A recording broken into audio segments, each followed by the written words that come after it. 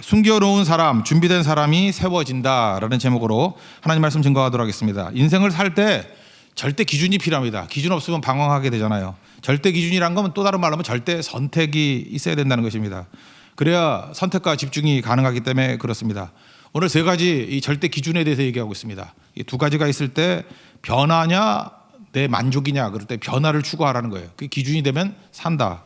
또 두 번째는 누가 주인이냐는 거예요. 눈에 보이는 세상의 왕들이 주인이 아니라 하나님이 우리의 주인이다, 왕이 되신다, 그 얘기고, 세 번째는 우리가 하나님 말씀 증거하게 될 때 두렵잖아요. 그래서 타협할 것인가 아니면 일사각오로 죽기까지 갈 것인가. 뭐 당연하죠. 후자가 기준이 될 때 살아나게 된다. 그게 25장과 26장에 쭉 나와 있습니다. 차례대로 살피겠습니다. 첫 번째는 절대 기준인데 변화냐 만족이냐, 이게 25장 1절부터 14절까지 내용이라는 것입니다. 변화나 만족이냐, 이 말은 또 다른 말로 하면 말씀이냐 종교냐, 이런 말하고 똑같은 거예요. 종교라 그랬죠. 종교심이 뭡니까? 이제 뭐 여러 번 반복했기 때문에 이해하실 것 같은데, 종교심은 우리 마음속에 있는 두려움과 욕심이에요. 그래서 세상에 있는 종교들은 다 종교심 가지고 가는 겁니다. 그러니까 두려움이 있죠. 그러면 두려움을 피하는 쪽으로, 너 나 믿으면 두려움이 없어져, 이게 종교예요. 그리고 욕심이 있죠. 나 믿으면 네 욕심이 채워져. 그래서 기복 종교라는 건 뭐냐면은, 이방 종교라는 거, 뭐 무당 푸닥거리는 뭐냐면 반드시 두 가지 다룹니다. 두려움 없애는 쪽, 욕심 채우는 쪽. 그러니까 두려움이 없어지거나 욕심이 채워지면 내가 중심이잖아요. 느낌이 어떻게 오죠? 만족하거나 불만족하거나. 그래서 믿음 생활을 하면서 만족이냐 불만족이냐, 또 목회를 하면서도 성도들을 만족시킬 것인가 불만족시킬 것인가, 여기에만 초점을 두면 이게 다 가짜입니다. 왜냐하면 나는 변화될 필요가 없잖아요. 나 중심에 채워지면, 내 욕심이 채워지면 만족, 두려움이 없어지면 만족, 욕심이 안 채워지면 불만족, 욕심이 채워지면 만족. 이걸 종교라 그래요. 종교. 이건 예수님이 제일 싫어했던 바리새 같은 겁니다. 종교거든요. 반면에 말씀은 어떻죠? 말씀이 기준이 돼서 내가 변화라는 거 아니에요. 그래서 변화냐 또는 만족이냐, 그럴 때 그 변화는 말씀이 있을 때만 변화가 있는 거죠. 그래서 하나님의 목적은 뭐예요? 말씀과 내가 일치되는 거예요. 말씀과 내가 일치돼야 되니까 내가 얼마나 괴롭겠습니까? 고통스럽죠. 내가 변화돼야 되니까 고통스럽고 깨져야 되고 내 본색이 드러나야 되고. 그러니까 말씀이 증거되면 진짜 나하고 만나야 돼요. 진짜 나하고 만나야 되니까 변화가 일어나겠죠. 그래서 여러분 잊지 마십시오. 이거 맨날 하는 얘기지만 말씀이냐 만족이냐, 아니 변화냐 만족이냐, 이 말하고 똑같은 게, 변화는 말씀만이 변화시킬 수 있는 거죠. 만족은, 종교는 만족을 추구하는 거라니까요. 그러니까 이 두 가지 용어를 잘 이해했으면 좋겠습니다. 18대 왕이죠. 16대가 요시야 왕이고, 그 무기또에서 609년에 BC 609년에 죽었다 그랬죠. 그래서 두 번째 아들, 똑똑한 아들 여호아하스가 17대 왕, 석 달 만에 애굽 왕이 끌고 갔어요. 바로누고가. 그래서 허수아비를 세운 게 18대 왕 여호야김 11년 동안 통치했습니다. 여호야김 4년 이따가 느부갓네살 원년이래요. 느부갓네살이 누구죠? 멸망의 주역이죠. 그러니까 느부갓네살 원년 이럴 때 우리가 알 수 있는 게 뭐죠? 이제 멸망이 멀지 않았다, 이런 얘기죠. 이때 당시에 예레미야가 40년 사역을 했는데 23년 사역을 할 때였어요. 아직도 17년이 더 남은 거죠. 23년째 계속해서 말씀을 증거했다는 것입니다. 여기에서 3절, 4절 나오는 히브리 단어 중에 중요한 게 샤캄이라는 단어거든요. 샤캄. 뭐 누가 그러다 샤캄에서 영어에 샤푼이 나왔다 그러게, 날카롭게 하다. 근데 원래 히브리의 샤캄은 뭐냐면은 일찍 일어나서 전하다, 또는 끈질기다, 포기하지 않는다, 계속하다, 뭐 계속적으로 끊임없이, 그 여호수아서 같은 데는 전심으로 할 때 그때 샤캄이에요. 전심으로. 그러니까 뭐 끊임없이 이런 거죠. 그러니까 중단 없이, 그런 식으로 샤캄이라는 단어를 씁니다. 샤캄. 그래서 하나님의 샤캄 그럴 때는 열심이라고 표현을 주로 많이 하는 것 같고, 인간의 모습에서는 고집이라는 말, 완악하다, 이런 말로 더 많이 쓰는 것 같습니다. 그래서 이사야 37장 같은 데는 여호와의 열심히 일을 이루시리라, 이렇게 표현했고, 그 다음에 뭐 바로왕이라 이런 놈들은 완악하다, 강팍하다, 뭐 이런 식으로 표현한 것 같아요. 꾸준히, 끊임없이. 그게 3절에 꾸준히고 4절에서는 끊임없이, 같은 단어예요. 샤캄, 이런 단어를 썼다고요. 그래서 세 가지 샤캄이 나와요. 하나님의 샤캄은 뭐죠? 하나님 열심이에요. 끊임없이 우리를 사랑하는 열심. 선지자의 샥함은 뭐죠? 끊임없이 하나님께 선지자를 보내는 거죠. 계속 말씀을 증거하는 거. 23년 동안. 그리고 백성들의 샥함은 뭐죠? 죽어도 안 들어요. 죽어도. 그러니까 하나님의 열심과 인간의 고집이 부딪히는 거죠. 다 단어는 똑같아요. 샥함. 내용이 뭐예요? 듣고 순종하면 산다는 거예요. 그게 오늘 5절입니다. 그래서 3절, 4절, 5절 한번 읽겠습니다. 시작. 유다의 왕 아몬의 아들 요시야 왕 13째 해부터 오늘까지 23년 동안 여호와의 말씀이 내게 임하시기로 내가 너희에게 꾸준히 샥함 일렀으나 너희가 순종하지 아니하였느니라. 그러므로 여호와께서 그의 모든 종 선지자를 너희에게 끊임없이 샥함 보내셨으나 너희가 순종하지 아니하였으며 귀를 기울여 듣지도 아니하였도다. 그가 이르시기를 너희는 각자의 악한 길과 악행을 버리고 돌아오라. 그리하면 나 여호와가 너희와 너희 조상들에게 영원부터 영원까지 준 그 땅에 살리라. 버리고 돌아오면 살리라. 이게 메시지였다는 거예요. 5절이 메시지였다는 것입니다. 23년 동안 말씀을 증거했습니다. 근데 이스라엘 백성들은 어떻죠? 안 듣는 습관이 있어요. 습관은 반복해야 생기는 거잖아요. 23년 동안 안 들어요. 습관이란 게 뭐예요? 몸이 기억하는 거라고. 몸이 뭘 기억해요? 안 듣는 걸 기억을 해. 그러니까 여러분들이 불순종도요. 한 번, 두 번, 세 번. 이거 무서운 겁니다. 몸이 기억하는 거예요. 그러면 네 번째 순종의 가능성이 커요? 불순종의 가능성이 커요? 불순종의 가능성이 훨씬 커요. 몸이 기억하기 때문에. 그런데 한 번, 두 번, 세 번 순종했습니다. 그러면 네 번째 순종할 가능성이 커요? 불순종할 가능성이 커요? 순종의 가능성이 크죠. 몸이 기억하니까. 그래서 성경은요. 머리가 기억하라, 가슴이 기억하라. 더 중요한 게 뭐냐? 몸이 기억하라. 몸이 기억해야 그 다음이 쉬운 거예요. 쉬운 거. 그래서 하나님 앞에 이렇게 순종하는 것이 꼭 필요하다 그런 얘기입니다. 하도 안 들으면요. 몸이 기억 안 하면 하나님 쓰시는 방법이 뭔지 알아요? 징계, 징계. 그래서 사무엘상 사무엘하죠. 7장 14절. 사무엘하 7장 14절에 너희가 만일 죄를 범하면 이렇게 나옵니다. 죄를 범하면 이게 다윗의 신탁이잖아요. 다윗에게 주신 약속. 사무엘하 7장이잖아요. 다윗의 신탁 가운데 사람의 매와 인생의 채찍으로 징계한다 이런 말씀이 나와요. 그러니까 몸이 기억 못하면은 인생 채찍으로 패버린다는 거예요. 그래야 돌아오니까. 왜? 이게 몸이 기억하기 때문에 얻어 터지지 않으면 안 돌아와요. 그래서 여러분들이 빨리 몸이 기억하게 만들어야 돼요. 몸이 기억하지 않으면 반드시 인생 채찍이 기다리고 있습니다. 이스라엘 백성들이 23년 동안이나 말씀을 증거했는데도 안 들어요. 그러니까 몸이 안 듣는 것으로 이렇게 습관화된 거예요. 청종치 않는 것에 습관화되어 있는 거예요. 그 21장 22절에도 나왔잖아요. 청종하지 않는 것이 습관이라. 습관이 돼버린 거예요. 그러니까 하나님께서 인생 채찍을 쳐가지고 그게 바벨론이거든요. 듣게 만드는 거죠. 돌아오게 만드는 거. 청종하게 만드는 거. 그런 내용입니다. 그래서 막 위협을 가하는데도 불구하고 다시 한번 얘기를 하죠. 인생 채찍으로 너에게 돌아오게 될 것이다. 12절 13절 읽겠습니다. 시작. 여호와의 말씀이니라 70년이 끝나면 내가 바벨론의 왕과 그의 나라와 갈대아인의 땅을 그 죄악으로 말미암아 벌하여 영원히 폐허가 되게 하되 내가 그 땅을 향하여 선언한 바 곧 예레미야가 모든 민족을 향하여 예언하고 이 책에 기록한 나의 모든 말을 그 땅에 임하게 하리라. 인생 채찍의 특징이 뭐예요? 쓰임 받고 난 다음에 거기도 또 멸해버린다는 것입니다. 그러니까 이스라엘 백성들이 돌아오자고 바벨론을 이렇게 인생 채찍으로 사용하시다가 돌아오고 난 다음에 바벨론은 누구한테 망해요? 페르시아의 파사에 망해요. 그래서 딱 이스라엘 백성도 훈련할 때까지만 쓰고 박살내버린다 그런 얘기예요. 근데 가끔마다 우리 크리스찬 가운데도 바보 같은 녀석들이 있죠.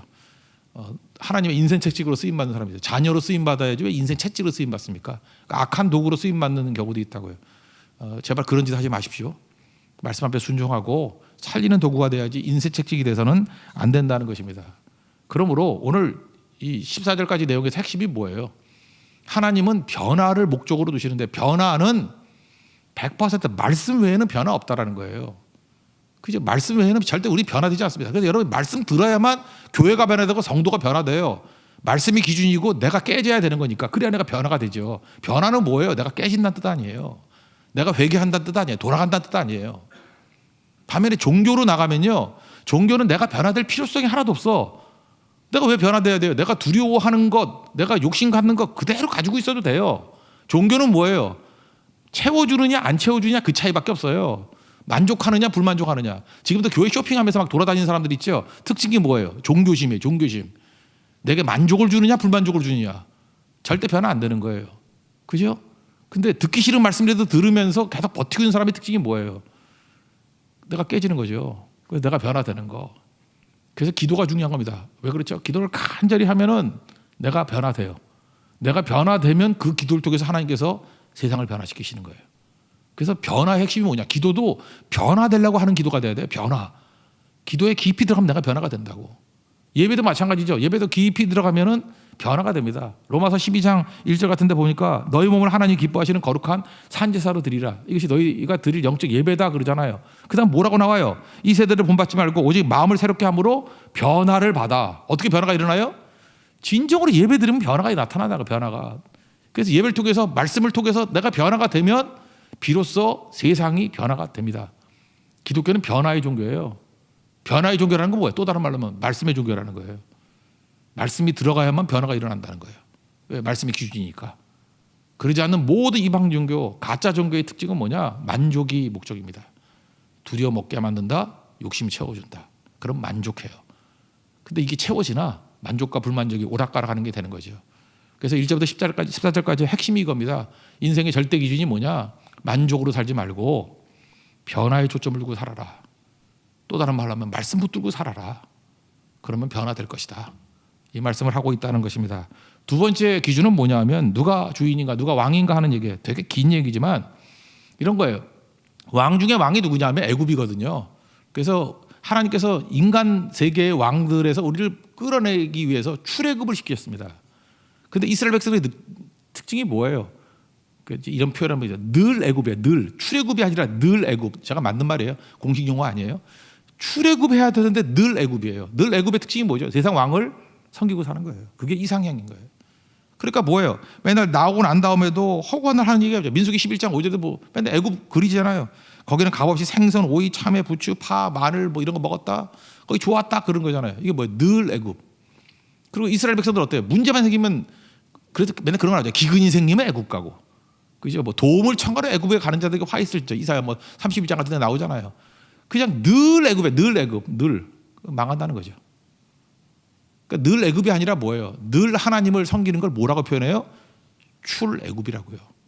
세상이라는 애굽에서 나와야 된다는 거예요. 탈출해야 돼. 엑소더스 해야 된다는 거예요. 출애굽. 그래서 누가 하나님인가 누가 왕인가 그 싸움 벌이라는 거예요. 하나님이 왕이시다. 그거를 붙들어야 된다라는 것입니다. 여기 보니까 우리 인간은요 스스로 해결 못하는 존재예요. 그래서 어제도 말씀했잖아요. 인생에 꼭 필요한 게 뭐예요? 목자가 필요하다. 왜냐하면 인간은 중요 문제, 죽음 문제도 해결 못하고 죄 문제도 해결 못하고 인생 문제 해결 못해요. 여러분 문제 해결해요? 못해요. 목자가 필요해요. 목자에게 가면은 해결해 주십니다. 따라만 가면 푸른 초장과 맑은 시냇물가로 우리를 인도해 주십니다. 믿습니까? 사망의 음침한 골짜기를 다닌다 할지라도 해를 두려워하지 않게 만드십니다. 지팡이와 막대기를 건지시기 때문에. 믿습니까? 이게 목자예요. 목자. 그래서 인생의 문제는 내가 해결하는 게 아니에요. 목자. 또 다른 말하면 여기 왕이에요. 왕. 우리의 유일한 왕은 하나님밖에 없다. 그 얘기입니다. 하나님밖에 없다. 그래서 여기서 계속 강조하는 게 뭐냐면 일반 왕들이라고 하는 자들에게 내가 이 독주를 줘가지고 다 멸하게 만든다.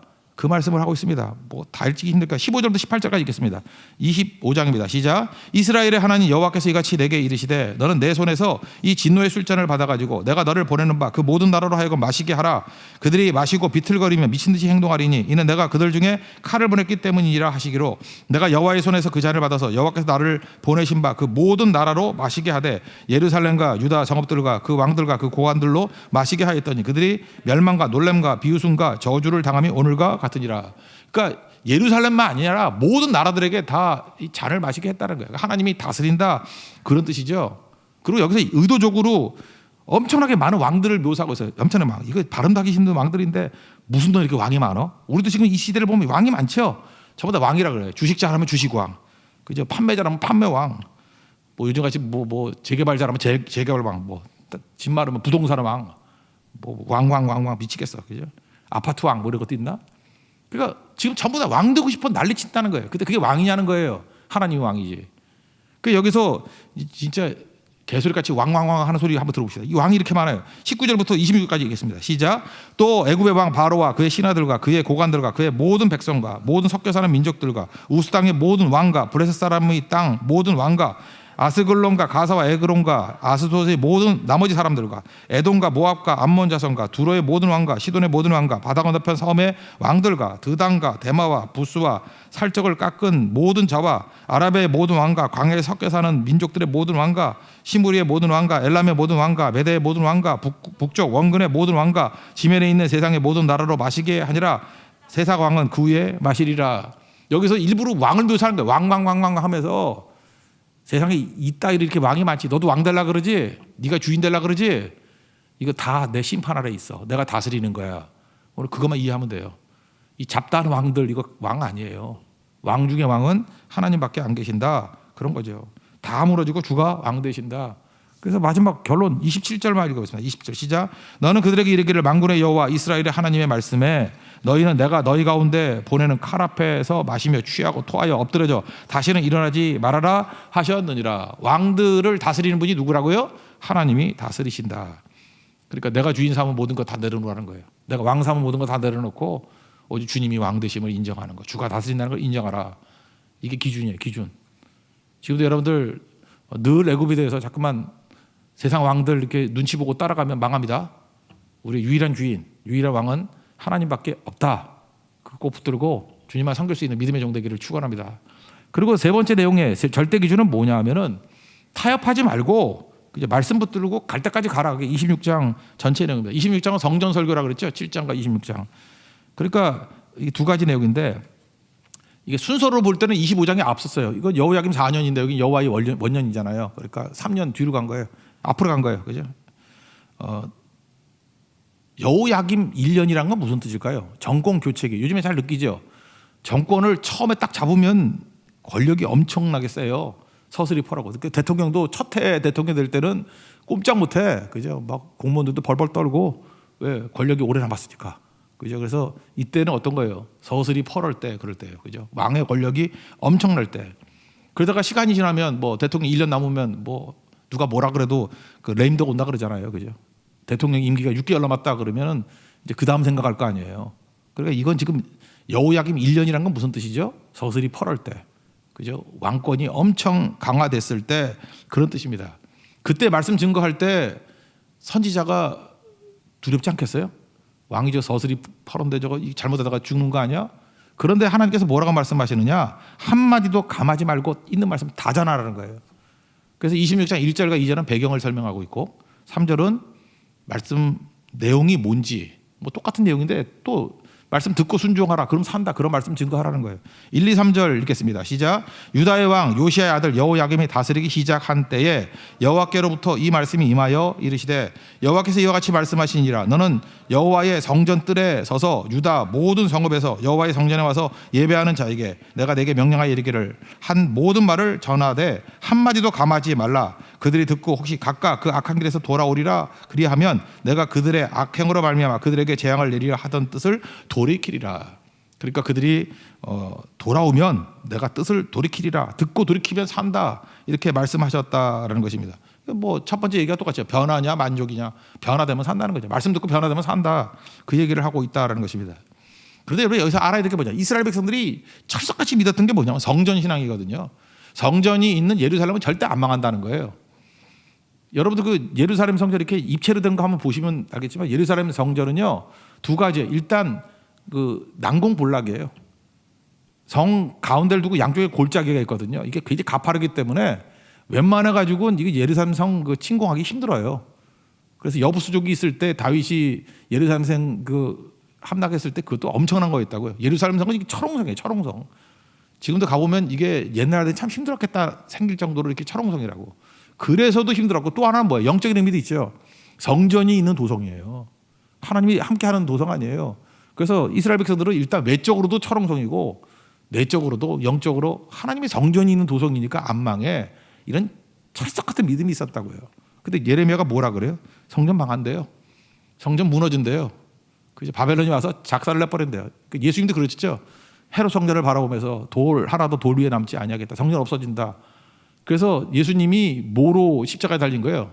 그 성전 모독죄, 신성 모독죄 그런 거거든요. 스데반도 마찬가지고 신성 모독죄.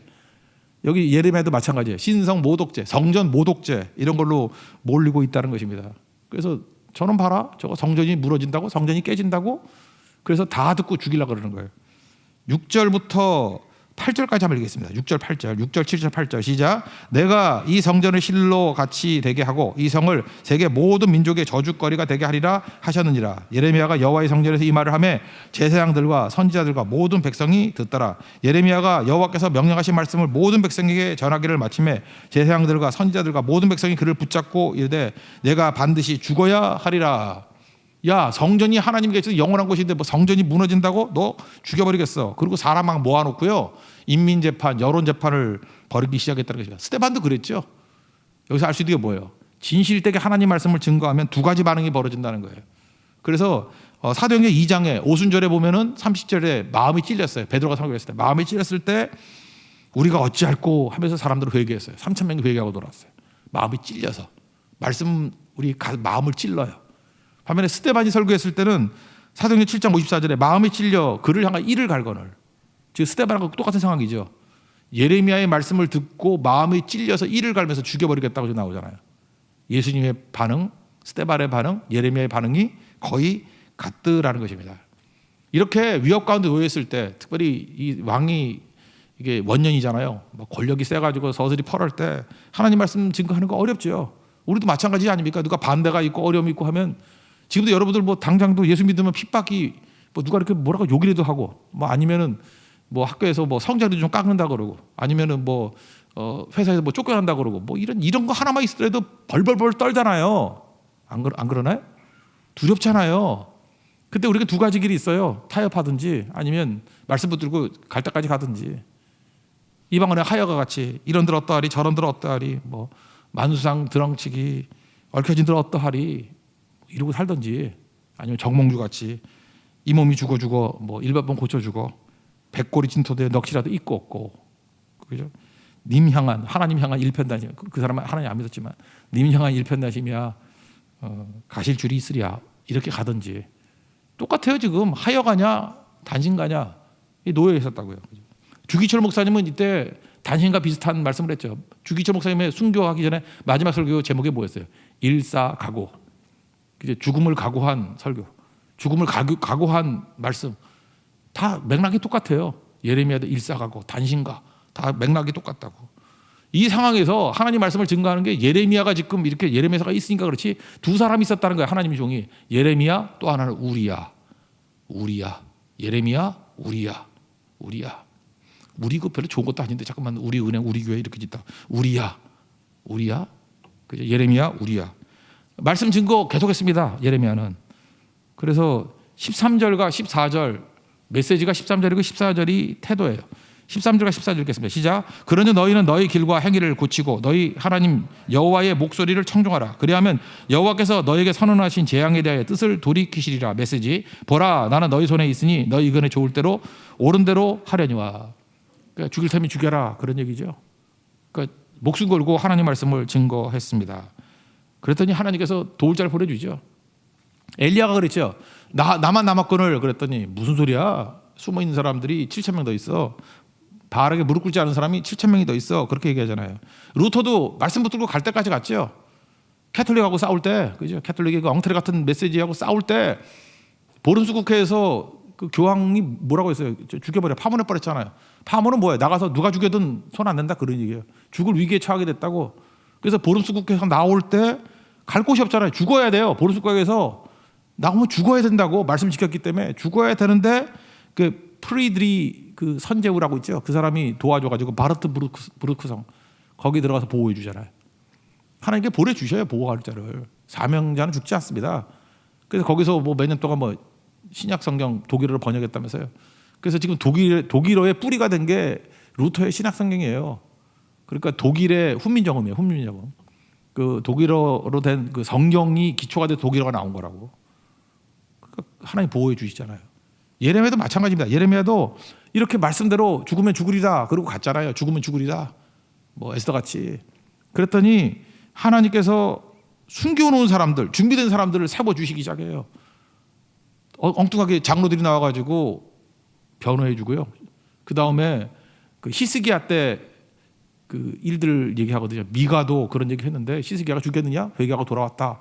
그래서 죽지 않고 사는 길을 말해주고 있습니다. 이건 읽어보면 더 좋겠네요. 16절부터 19절까지 읽겠습니다. 시작. 고관들과 모든 백성이 제사장들과 선지자들에게 이르되 이 사람이 우리 하나님 여호와의 이름으로 우리에게 말하였으니 죽일 만한 이유가 없느니라. 그러자 그 지방의 장로 중 몇 사람이 일어나 백성의 온 회중에게 말하여 이르기를 유다의 왕 히스기야 시대에 모레넷 사람 미가가 유다의 모든 백성에게 예언하여 이르되 만군의 여호와께서 이와 같이 말씀하셨느니라. 시온은 밭같이 경작지가 될 것이며 예루살렘은 돌무더기가 되며 이 성전에 사는 산당의 숲과 같이 되리라 하였으나 유다의 왕 히스기야와 모든 유다가 그를 죽였느냐. 히스기야가 여호와를 두려워하여 여호와께 간구하며 여호와께서 그들에게 선언한 재앙에 대하여 뜻을 돌이키지 아니하셨느냐. 우리가 이같이 하면 우리의 생명을 스스로 심히 해롭게 하는 것이니라. 이렇게 변호해주고 도와주는 사람이 나왔다고요. 그죠? 장로들과 또 그 지역에 있는 고관들이 도와주는 사람이 나오죠. 그러니까 말씀이 증거되면요, 사람이 세워져요. 사람은 불러 모은다고 되는 게 아니에요. 말씀이 선포되는 곳에 진짜 신앙의 사람들이 일어나게 되고요, 숨어 있는 사람들이 드러나게 되고, 그 다음에 준비된 사람들이 모여들기 시작한다는 거예요. 이 말씀의 능력이 말씀의 능력. 그리고 마지막에 보면은 24절에 특별히 그 아이감이라는 사람이 도와주죠. 24절 읽겠습니다. 시작. 사반의 아들 아이감의 손이 예레미야를 도와주어 그를 백성의 손에 내어주지 아니하여 죽이지 못하게 하니라. 그래서 죽으면 죽으리다 그랬더니 죽었어요? 안 죽었어요? 살죠. 사명자 죽지 않아요. 하나님 보호해 주신다고. 이거 잊지 말라는 거예요. 반면에 똑같이 하나님 말씀의 사명을 받은 사람이 우리야거든요. 우리야. 근데 이 사람은 두려웠어. 똑같이 하나님의 종이에요. 똑같이 두려워서 애굽으로 도망쳤어. 출애굽을 해야 되는데 또 늘 애굽이야. 사역자가 늘 애굽이 되면 돼요? 또 애굽으로 갔다고. 그랬더니 살 것 같아요? 그 뭐라 그러죠? 청부업자 보내가지고 체포해 오고 연행해 와가지고 죽여버렸어요. 이것도 한번 읽어봅시다. 그죠? 도망가면 죽는다. 정신 차리고 읽어요. 20절부터 23절까지입니다. 시작. 또 여호와 이름으로 예언한 사람이 있었는데 곧 기앗 여아림 스마야의 아들 우리아라. 그가 예레미야의 모든 말과 같이 이 성과 이 땅에 경고하여 예언하며 여호야김 왕과 그의 모든 용사와 모든 고관이 그의 말을 듣고서 왕이 그를 죽이려 하며 우리아가 그 말을 듣고 두려워 애굽으로 도망하여 간지라. 여호야김 왕이 사람을 애굽으로 보내매 곧 악볼의 아들 엘라담과 몇 사람을 함께 애굽으로 보냈더니 그들이 우리아를 애굽으로 연행하여 여호야김 왕에게로 그를 데려오매 왕이 칼로 그를 죽이고 그의 시체를 평민의 모재에 던지게 하니라. 여기 보세요. 살겠다고 도망쳤는데 살았어요? 그 연행돼가지고 끌려와서 칼에 죽고 평민의 모재에 던지게 됐다. 이거 뭐 비참해졌다 뭐 그런 얘기겠죠. 여기서 우리아와 예레미야 비교할 수 있죠. 도망쳐도 죽는 인생이 있고요, 죽이라고 해도 살아나는 인생이 있다는 거예요. 어떻게 살아야 되겠습니까? 우리 기준, 세 번째 기준, 타협하지 말고 말씀을 붙들고 갈 때까지 가면 하나님 건져주시고 또 죽을 때가 되면 죽는 거예요. 어차피 다 죽잖아요. 그죠? 하나님의 때에 죽습니다. 적어도 개 죽으면 나가지 않는다는 거예요. 여러분 너무 다 죽습니다. 한 번 죽는 것은 사람에게 정해진 일이잖아요. 우리 멋지게 죽었으면 좋겠어요. 멋지게. 그죠? 여기 보니까 연식이 오래되신 분들 얼마 안 남았거든요. 그러니까 길길이 살라 그러지 말고 그냥 죽겠습니다. 그럼 잘 안 죽더라고. 그죠? 주를 위해서 죽으려고 맘먹고. 병상에서 죽는 게 좋아요? 선교지에서 죽는 게 좋아요? 선교지가 낫지 않아요? 물론 우리 선교대원들이 힘들지, 그것도 뒤처리하려면. 그러나 그게 좋지 않아요? 그래도 선교지에서 죽는 게? 그래서 목사가 뭐 링거 꼭 있다 죽는 게 나아요? 이게 말씀 딱 증거하다 내려가다가 여기서 푹 쓰러져 죽는 게 나아요? 물론 정도들이 힘들겠지. 그러나 그게 멋지지 않아요? 다 죽습니다. 그러니까 죽으면 하나님께 달려있는 거예요. 사명 다 하다가 주님의 방법으로 가는 게 좋은 거지. 내 힘으로 살겠다고 발버둥 치다가 비참한 죽음 당하지 않는 게 중요하다는 것입니다. 오늘 인생에 절대 기준이 있습니다. 절대 기준은 뭐예요? 절대 선택이거든요. 선택과 집중이 필요하기 때문에 첫 번째는 뭐예요? 변화냐 만족이냐. 만족은 나중심이잖아요. 이건 종교심이에요. 두려움, 욕심, 그것 때문에 왔다 갔다 하는 거. 만족, 불만족, 이건 가짜예요. 변화는 오로지 말씀에만 변화가 있습니다. 말씀에만.